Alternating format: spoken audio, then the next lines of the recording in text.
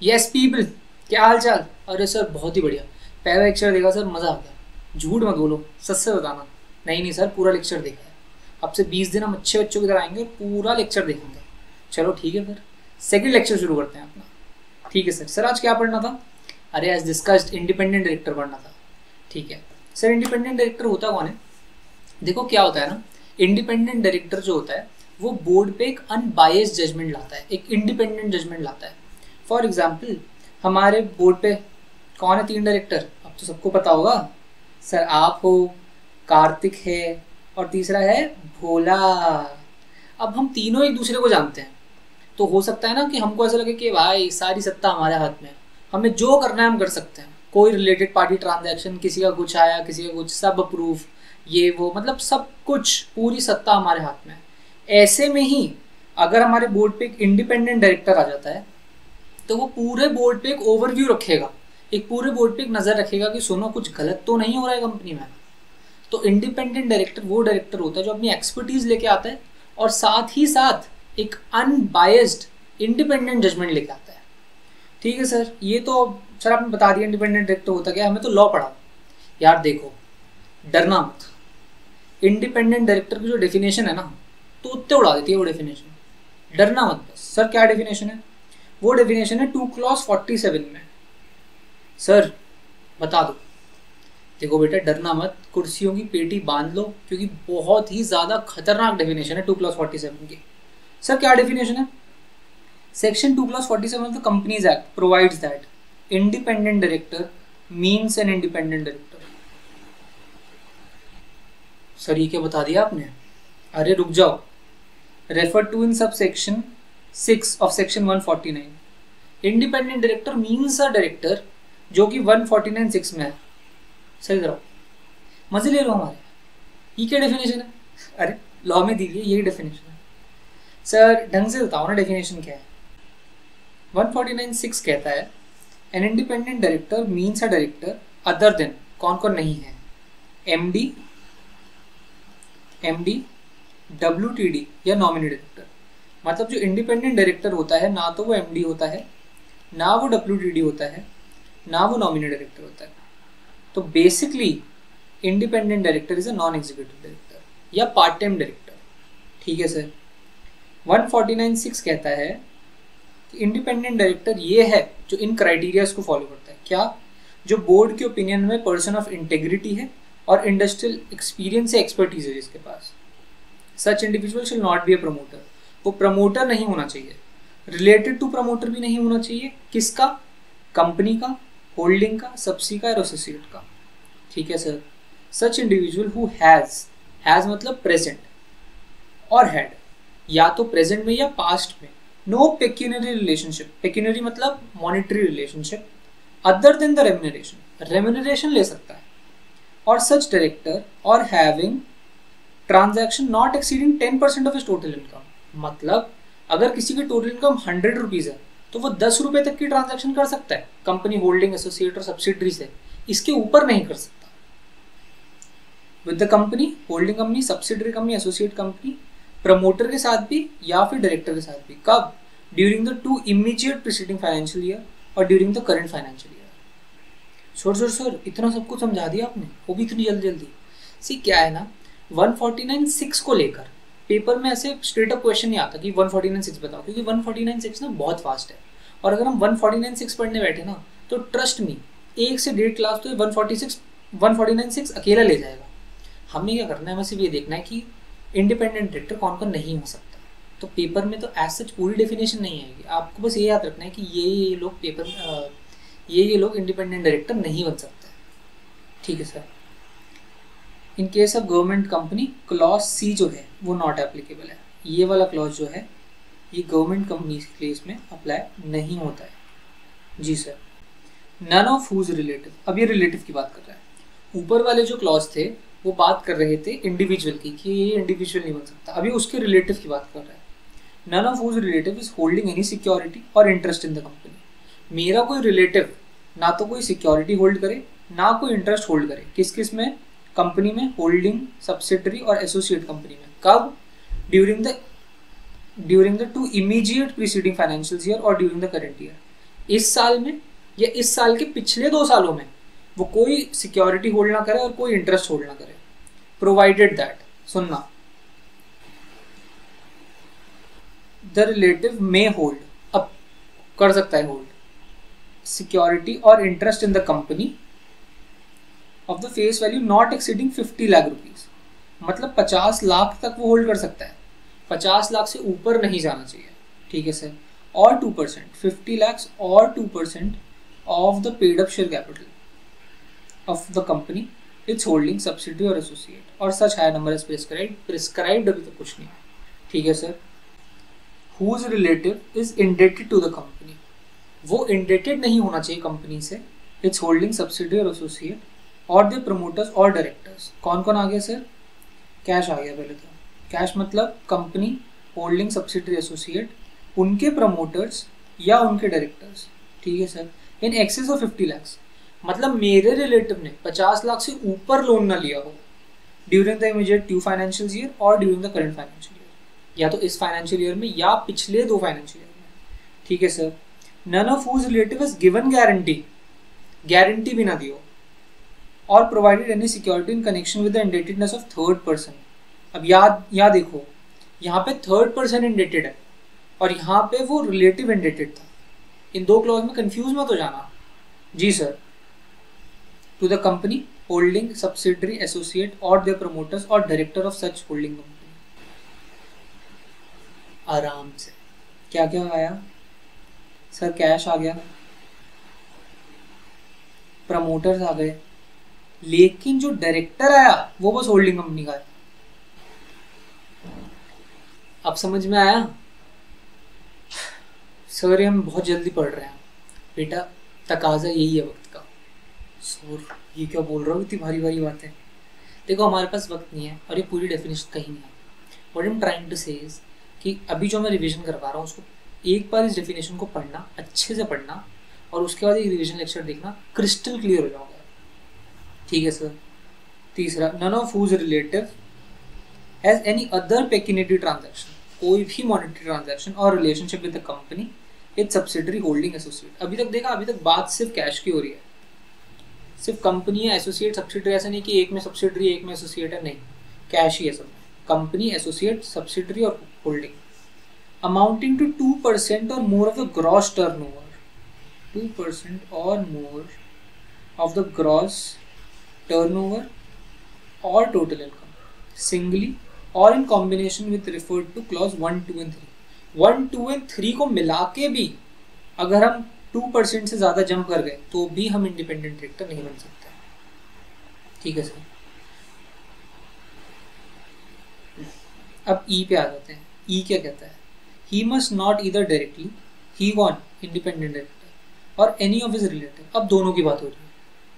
सी clause में, B और A B C clause में हम इंडिपेंडेंट डायरेक्टर की बात कर रहे थे, डी क्लॉज में हमने रिलेटिव की बात करी, ई क्लॉज में हम दोनों की बात कर रहे हैं। होल्ड, होल्ड मतलब सर प्रेजेंटली होल्ड कर रहा है, हैज हेड पास्ट में, ठीक है sir. The position of KMP और इज और has been, same present past. Employ of the company और its holding, subsidiary, associate in any of the 3 financial year immediately preceding the financial year in which is proposed। Sir अब देखो, consecutive years की बात नहीं कर रहा, इस साल में मेरे को अपॉइंट होना है 2025 में, तो अगले किसी भी 3 साल में, 24 में, 23 में या 22 में, इनमें किसी भी साल में वो एम्प्लॉय या केएमपी था, तो मैं इंडिपेंडेंट डायरेक्टर नहीं बन सकता। जी sir. Provided that in case of relative who is constructed as was. अब यहाँ पे लॉ में इज लिखा हुआ है, लेकिन हम जब रेगुलर पढ़ाते हैं तो हम ये पढ़ाते हैं कि this is constructed as was. क्यों sir? In case the relative who is an employ, the restriction जो ये है अप्लाई नहीं करती। अब एक बात बताओ, अगर एक एम्प्लॉय है और मेरा रिलेटिव कोई एम्प्लॉय है, तो मैं इंडिपेंडेंट डायरेक्टर बन सकता हूँ क्या? नहीं। तो यहाँ पे ये इज क्यों आएगा? हम ये मान के चलते हैं कि लॉ मेकर इसको वॉज की तरह ही कंस्ट्रक्ट कर रहा था कि कोई बात नहीं, अगर तुम्हारे रिलेटिव को एम्प्लॉय था पीछे, तब तुम आईडी बन सकते हो। तो इस पेपर में तो इजी लिख के आएंगे, अगर लिखने को आया तो। पेपर में वॉज नहीं लिखेंगे, ठीक है sir. is or has been the employee or proprietor or partner in any of the 3 financial year immediately preceding the financial year in which is proposed to be appointed of। अब किसकी बात कर रहा है, या तो एम्प्लॉय या proprietor या पार्टनर ना हो, firms of auditors, company secretaries in practice, cost auditors of the company, holding subsidiary associate. मतलब मेरी कोई होल्डिंग सब्सिडरी एसोसिएट या मेरी कंपनी, हमारी कंपनी कोई ऑडिटर्स हैं, कोई सीएस हैं जो प्रैक्टिस के हैं, कोई सीएमएज हैं, उनके यहाँ पे भी आप ना तो पार्टनर हो, ना प्रोप्राइटर हो, ना एम्प्लॉय हो। यार मैं कंपनी सेक्रेटरीज की उसमें हूँ, फर्म में, अब मैं इंडिपेंडेंट डायरेक्टर बन जाऊँगा, हमारी फर्म सेक्रेटरी ऑडिट करती है, अब मैं उसका डायरेक्टर बन गया, तो मेरी इंडिपेंडेंस कहाँ रह जाएगी। बिल्कुल सही बात है sir. Any of the legal consulting firm that has or had present या past any transaction with the company holding subsidiary and associate amounting to 10% or more of his gross turnover। For example, मेरी कोई consultancy firm है और मेरी firm का जो transaction होता है वो मेरी ग्रॉस टर्नओवर के 10% से ज़्यादा होता है कंपनी के साथ, तो भाई हमारी इंडिपेंडेंस कहाँ रही। जब मैं इतना पैसा ले रहा हूँ उस कंपनी से, तो मैं अगर उस कंपनी के बोर्ड में चला गया तो मैं इंडिपेंडेंट डिसीजन थोड़ी लूँगा, बिल्कुल नहीं लूँगा। holds together with his relative 2% or more of the total voting power of the company। लो यहाँ पे होल्डिंग सब्सिडरी नहीं है, याद रखना, होल्डिंग सब्सिडरी एसोसिएट यहाँ नहीं है। मैं 2% से ज़्यादा कंपनी का टोटल वोटिंग पावर होल्ड करता हूँ, तो मैं कहाँ से इंडिपेंडेंट हो गया, मैं तो बिल्कुल नहीं हूँ इंडिपेंडेंट। पॉइंट ही, मैं या मेरा relative is a chief executive और डायरेक्टर किसका, of non profit organisation that receives 25% और more of its receipt from the company, its promoters, directors, holding subsidiary and associate, or that कौन, non-profit organization holds 2% or more of the total voting power of the company। तो ये जो of the company है, इस the company का independent director में नहीं मिल सकता। Who possesses other qualifications जो भी prescribed है rules में, that is an independent director shall possess appropriate skills, experience and knowledge। ये हम बात कर ही चुके हैं। So this is all about the definition of independent directors। अभी कुछ issues हैं, questions हैं, मैं चाहता हूँ आप इस questions को खुद पढ़ लो, मॉड्यूल में भी आएंगे, लेकिन इसमें जो लास्ट क्वेश्चन है, क्या इंडिपेंडेंट डायरेक्टर की स्पाउस इंडिपेंडेंट डायरेक्टर बन सकती है, इसका आंसर यहाँ पे गलत दे रखा है। तो मैं चाहता हूँ जल्दी से कमेंट्स में सही आंसर दे दो और मैं सारे कमेंट्स पढ़ता हूँ। जी सर इसके बाद हम पढ़ेंगे कि इंडिपेंडेंट डायरेक्टर की एप्लीकेबिलिटी क्या है, कौन कौन सी कंपनीज को इंडिपेंडेंट डायरेक्टर रखना जरूरी है। तो मैं चाहता हूँ मेरे साथ लिखो, अब सारा काम है लिखने वाला।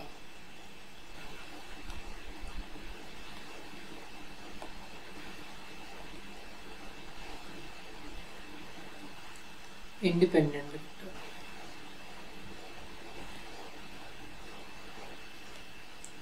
All listed public companies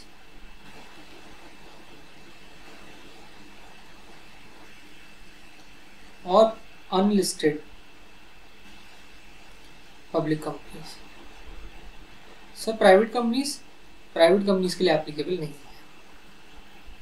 listed companies को रखने होते हैं minimum 1/3 of directors as ID. अभी जो पब्लिक कंपनीज की बात हो रही है इसमें 3 क्राइटेरिया। ऐसी पब्लिक कंपनी जिसका paid up share capital is 10 crore और मोर, जिसका टर्नओवर 100 करोड़ और मोर, और जिसके आउटस्टैंडिंग लोन्स, डिबेंचर्स या डिपॉजिट्स एक्सीडिंग 50 करोड़। ध्यान से इस पे सवाल आता है, ये 10 करोड़ और मोर है, ये 100 करोड़ और मोर है, और ये एक्सीडिंग 50 करोड़ है। 50 करोड़ और मोर नहीं है, एक्सीडिंग 50 करोड़, 50 करोड़ से ज़्यादा। इन लोगों को minimum 2 director as independent director रखा होता है। ठीक है सर इसके कुछ एक्सेप्शंस हैं। किसके एक्सेप्शंस हैं? अनलिस्टेड पब्लिक कंपनी के। अगर कोई unlisted public company joint venture है, होली ओन्ड सब्सिडरी है या डॉर्मेंट है, तो इनको इंडिपेंडेंट डायरेक्टर रखने की ज़रूरत नहीं होती। ठीक है सर हमने ना कमिटीज़ के बारे में पढ़ा था, वो ऑडिट कमेटी, एनआरसी कमेटी। हाँ, तो अगर कमिटीज़ चाहती हैं अगर ऑडिट कमेटी या किसी और कमेटी की रिक्वायरमेंट है, किसी भी कमेटी की अगर रिक्वायरमेंट है हायर नंबर ऑफ आईडीज, तो कंपनी को higher number of IDs appoint करने पड़ेंगे। ठीक है सर। वैकेंसी, अब इंडिपेंडेंट डायरेक्टर के बोर्ड पे वैकेंसी आ गई तो कैसे फिल होगी? याद है वुमेन डायरेक्टर पढ़ा था? जी सर, वुमेन डायरेक्टर पढ़ा था। तो विद इन 3 months और immediate next board meeting, whichever is later, जी सर, ये वैकेंसी होगी। अच्छा, कोई कंपनी है फॉर एग्जांपल जिन्होंने ना पिछले 3 साल में, जैसे फॉर एग्जांपल 2025 चल रहा है, तो 24 में, 23 में और 22 में वो जो कंप्लाइंस थी ना, paid up share capital 10 crores और मोर, टर्नओवर 100 crores और more, outstanding loans debentures exceeding 50 crores, ये पिछले 3 साल में मीट ही नहीं किए। तो अगर पिछले 3 साल में आपने इंडिपेंडेंट डायरेक्टर की कोई भी कंडीशन मीट नहीं की, तो आपको इंडिपेंडेंट डायरेक्टर की अब रिक्वायरमेंट नहीं है। आप चाहो तो इंडिपेंडेंट डायरेक्टर अब आपके बोर्ड पे, आप अपने बोर्ड से उसे हटा सकते हो। ठीक है सर। सर अब CBLODR की बात कर लेते हैं थोड़ी। CBLODR कहता है कि अगर चेयरमैन कंपनी का एक एग्जीक्यूटिव डायरेक्टर है तो उस कंपनी को हाफ इंडिपेंडेंट डायरेक्टर रखने जरूरी है। अगर चेयरमैन जो है वो नॉन एग्जीक्यूटिव डायरेक्टर है तो 1/3 आईडीज रखने की जरूरत है। लेकिन सर हमारा चेयरमैन जो है वो नॉन एग्जीक्यूटिव डायरेक्टर तो है, पर वो रिलेटेड टू प्रमोटर है। ऐसे केस में भी 1/2 ऑफ द बोर्ड जो है वो आईडी का होना चाहिए। ठीक है सर। अब ना टर्म की बात कर लेते हैं। सर इंडिपेंडेंट डायरेक्टर का टर्म क्या होता है? इंडिपेंडेंट डायरेक्टर का टर्म होता है up to 5 consecutive years। Sir क्या रीअपॉइंट हो सकता है? हाँ जी, SR पास करके या अगले 5 साल तक के लिए अपॉइंट हो सकता है। लेकिन जब SR पास करोगे तो इस SR के एक्सप्लेनेटरी स्टेटमेंट में बोर्ड को अपना एक ओपिनियन देना होगा कि जो इंडिपेंडेंट डायरेक्टर है ये 149(6) के क्राइटेरिया को मीट कर रहा है, और प्लस ये जो डिस्क्लोजर है ये बोर्ड रिपोर्ट में जाएगा। हाँ सर, अब ना वो बातें याद आ रही हैं जो इंडिपेंडेंट डायरेक्टर के बारे में। सर इसके अगले 5 साल में अब आप एसोसिएटेड नहीं हो सकते, 3 साल का कूलिंग ऑफ लेना पड़ेगा आपको। मतलब 5+5 उसके बाद 3 साल तक का कूलिंग, और इस 3 साल में आप डायरेक्टली और इनडायरेक्टली किसी भी तरीके के साथ कंपनी के साथ एसोसिएटेड नहीं हो सकते। ठीक है sir. Independent directors stock option के लिए एलिजिबल नहीं होते हैं। हाँ सर, ईसॉप नहीं पढ़ा था। सही बात है सर जी। अब इसके बाद इंडिपेंडेंट डायरेक्टर्स की साल में एक मीटिंग, मिनिमम 1 सेपरेट मीटिंग होनी ज़रूरी है। सर सेपरेट मीटिंग मतलब जिसमें सिर्फ इंडिपेंडेंट डायरेक्टर्स आएंगे, वो ये बात करेंगे कि नॉन इंडिपेंडेंट डायरेक्टर ये बोर्ड कैसे काम कर रहा है। ठीक है सर, ये तो कंपनीज एक्ट की बात हो गई। CBLODR कैसे कहता है? CBLODR कहता है चाहे तो अपॉइंटमेंट करो, चाहे रीअपॉइंटमेंट करो, चाहे रिमूवल करो, ये सब जो होगा ये सब SR से होगा। कंपनीज एक्ट में जो सिर्फ रीअपॉइंटमेंट थी वो SR से हो रही थी। पहली बार जो इंडिपेंडेंट डायरेक्टर होगा वो OR से अपॉइंट हो सकता है, लेकिन CBLODR में चाहे अपॉइंटमेंट, चाहे रीअपॉइंटमेंट या चाहे रिमूवल, ये सब SR से होगा। ठीक है सर। सर अगर SR पास नहीं हुआ तो क्या वो इंडिपेंडेंट डायरेक्टर नहीं बन पाएगा? बन सकता है। कैसे? अगर SR पास नहीं हुआ पर वोट जो है, vote cast in favour is more than vote cast in against, ये हो जाए, plus vote cast in favour by public share holder is more than vote cast against public shareholder। अगर ये दोनों क्राइटेरिया मैच हो जाते हैं तो वो इंडिपेंडेंट डायरेक्टर अपॉइंट हो जाएगा। और फिर उस इंडिपेंडेंट डायरेक्टर को रिजाइन करना भी सेम तरीके से होगा। मतलब वो रिजाइन भी इसी तरीके से करेगा। दूसरी बात, minimum 1 independent director of listed company, independent director होगा उसकी उस लिस्टेड कंपनी की अनलिस्टेड मटेरियल सब्सिडरी में। सर अनलिस्टेड मटेरियल सब्सिडरी क्या होती है? ऐसी सब्सिडरी जिसकी इनकम या networth exceeds 20% of the consolidated income या networth of listed company and its subsidiaries.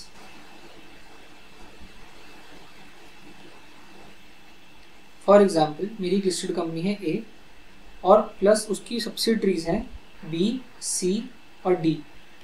तो अगर कोई सब्सिडरी फॉर एग्जाम्पल बी, इसका इनकम या नेटवर्थ मोर देन 20% है इस पूरे टोटल का, तो फिर वो मटेरियल सब्सिडरी कहलाएगी। और मेरी लिस्टेड कंपनी ए लिमिटेड के एक इंडिपेंडेंट डायरेक्टर को बी में भी इंडिपेंडेंट डायरेक्टर बनना पड़ेगा। ठीक है sir. Sir independent director appoint कैसे होता है? उसके लिए हम जाएंगे यहाँ पे। Indian institute of corporate affairs एक डेटा बैंक तैयार करता है जहाँ पे किसी भी पर्सन को who intends to be an independent director वो अपना नाम इनरोल करा सकता है और फिर कंपनीज उस डेटा बैंक में से उस इंडिपेंडेंट डायरेक्टर को basis on their qualification appoint कर सकती है।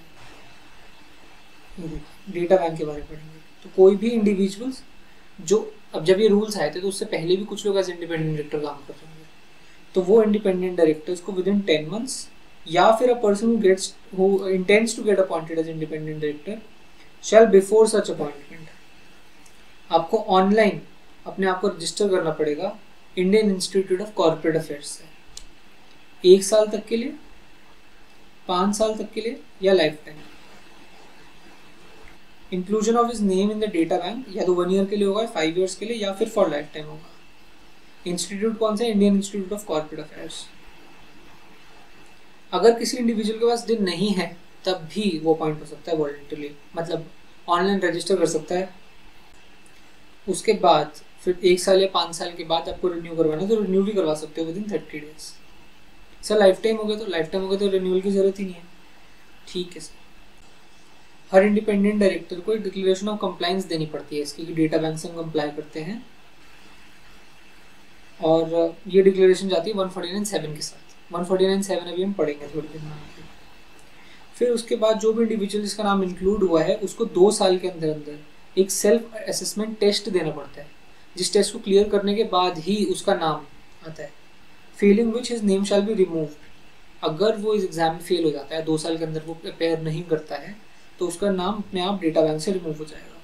सर कितने परसेंटेज चाहिए होते हैं? वही CS वाला minimum 50%। Attempts, number of attempts से कोई लिमिट नहीं, कितने भी अटेम्प्ट्स दे सकते हो, वही CS की तरह। Exemption from online proficiency test. अब इन लोगों को टेस्ट देने की जरूरत नहीं है। कौन? जो कि वो served as total period not less than minimum 3 साल तक जो डायरेक्टर KMP हैं, किसके? या तो लिस्टेड पब्लिक कंपनी के या अनलिस्टेड पब्लिक कंपनी का इसका paid of share capital 10 crores और मोर है। ऐसी बॉडी कॉर्पोरेट जो कि लिस्टेड है on any recognized stock exchange या in a country which is a member of FATF and the regulator of securities market in the member of IOSC, या फिर ऐसी बॉडी कॉर्पोरेट जो इनकॉर्पोरेट आउटसाइड इंडिया हुई है जिसका paid up share capital is 2 million और मोर, या statutory corporation set up under any act parliament state carrying on commercial activities. इनके अगर आप मिनिमम 3 साल तक डायरेक्टर हो तो फिर आपको प्रोफिशिएंसी टेस्ट देने की जरूरत नहीं है। मैं जानता हूँ ये सब बहुत तेज हो रहा होगा और आपको लग रहा होगा सॉरी रिवीजन है, मतलब आप तो बहुत तेज। मैं यहाँ पे सिर्फ इसलिए बैठा हूँ ताकि आप सिर्फ रिवाइज कर पाओ। इस लेक्चर का उद्देश्य ये कहीं से नहीं है कि आपको कुछ समझाया जाए, सिखाया जाए। इसका उद्देश्य ये है कि आप बस ब्रश अप करते जाओ। तो are you there with me? Yes sir. In the pay scale of a director equivalent और above in the ministry of department of central government, state government, और जिनका एक्सपीरियंस किस में है? Commerce, corporate affairs, finance, industries या फिर affairs related to government and statutory corporations, ये लोग भी एग्जाम्प्ट हैं। In the pay scale of chief general manager, अगर कोई जनरल मैनेजर है, चीफ जनरल मैनेजर है या अबव है in securities exchange, RBI, insurance, pension funds, तो इन सब को भी एग्जाम्पशन है। Further for the calculation of 3 period Any period during which the employee was acting as a director KMP in 2 or more companies shall be counted as 1. अगर मैं 2 companies में director हूँ, 2 listed public companies में मैं director हूँ और मैंने 1.5 साल काम किया, तो ऐसे नहीं माना जाएगा कि 1.5 और 1.5 3 हो गया, नहीं, उसको 1.5 साल ही माना जाएगा। या फिर ऐसे इंडिविजुअल्स हु आर और have been at least 10 years, minimum 10 साल तक कोई एडवोकेट था, कोई CA है, CS है या CM है, प्रैक्टिस में है, तो ये भी एग्जम्प्टेड है। मतलब आप जब CS करने के बाद 10 साल तक एक प्रैक्टिस में हो, तो 10 साल के बाद आपको ऑनलाइन प्रोफिशिएंसी टेस्ट देने की कोई ज़रूरत नहीं है। ठीक है सर। डेटा बैंक खत्म, ये सब हम पढ़ चुके हैं। सी रोल ऑफ इंडिपेंडेंट डायरेक्टर, ये सब आपको खुद ही पढ़ना पड़ेगा because this is something very dry, तो रिवीजन लेक्चर में मैं रोल्स नहीं पढ़ा सकता। इंडिपेंडेंट डायरेक्टर्स कमिटी से जब हम कमिटी का चैप्टर पढ़ रहे होंगे तब बात करेंगे। जी सर, ये देखो, all listed public companies 1/3, public companies period of shareable 10 or more at least 2, term maximum 5 years, reappointment possible है, स्पेशल रेजोल्यूशन, रेम्यूनरेशन हो सकती है, बस स्टॉक ऑप्शन नहीं दे सकते हैं, retirement bye rotation independent director पर अप्लाई नहीं होता, वैकेंसी के बारे में पढ़ी चुके हैं, सेवरेट एक मीटिंग के बारे में पढ़ी चुके हैं। जी सर, तो ऑलमोस्ट सब हो गया। ये देखिए, कॉन्जिक्यूटिव 10 years, उसके बाद 3 साल का कूलिंग पीरियड।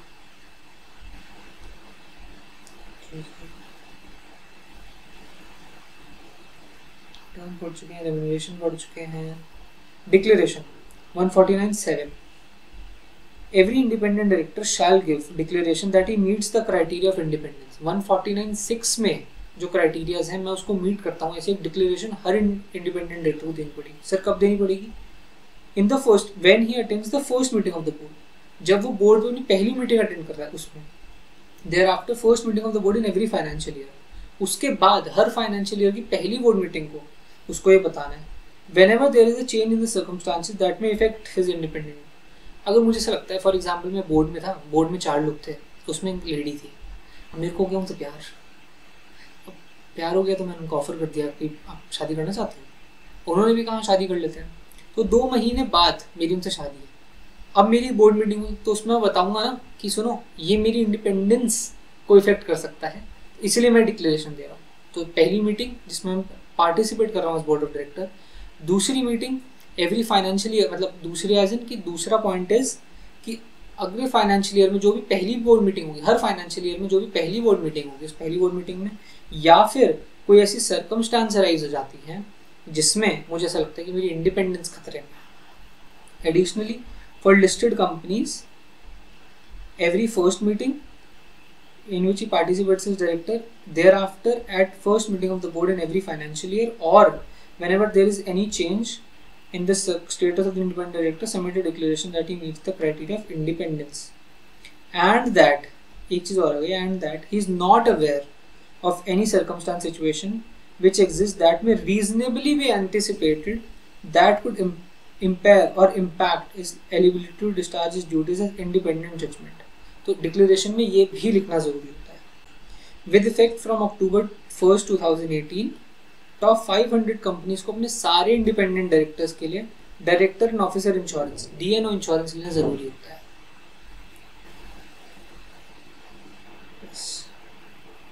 सो लगभग जितना भी था इंडिपेंडेंट डायरेक्टर में वो आज हमने सारा पढ़ लिया। सर मजा आ गया है ना, मेरे को भी। खूब पढ़ो, खूब अच्छे से पढ़ो। मैं दोबारा बोलता हूँ, आपको एक क्लास ऐसा हो सकता है कि आपको क्लास बहुत तेज़ लगे, but you have to understand this कि this is a revision lecture. यहाँ मैं ये सोच के बैठा हूँ, मैंने प्रिज्यूम कर रखा है ये कि आप लोग सब पढ़ के बैठे हो और आपको बस ब्रश अप करना है अपने कॉन्सेप्ट। तो अगर आप लोगों को मेरी स्पीड तेज़ लग रही है तो दिस इज़ बिकॉज कि ये रिविजन लेक्चर है और इस रिविजन लेक्चर का उद्देश्य ही यही है। ठीक है सर, चलिए सेकंड क्लास भी रैप अप करते हैं। I am going to see you tomorrow with lecture number 3, जहाँ पे हम बाकी जितने मिसलेनियस टॉपिक हैं इसके उसके बारे में बात करेंगे। जी सर, ओके जी, बाय।